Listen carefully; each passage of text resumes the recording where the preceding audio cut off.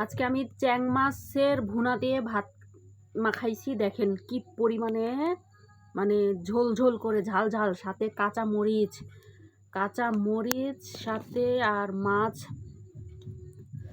এই যে মাছ একটু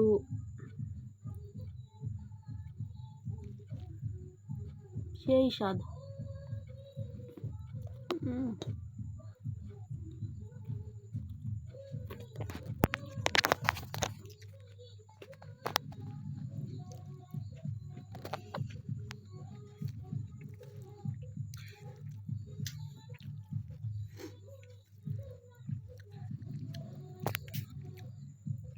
চ্যাং মাছ খাইলে শরীরে নাকি রক্ত হয়।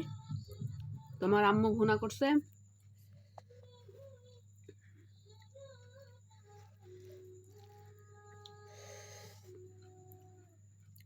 আর ভাত অল্প মুখে দেওয়ার থেকে আমার মনে হয় লোকমা বড় করে মুখে দিলে ভাতটা বেশি টেস্ট লাগে।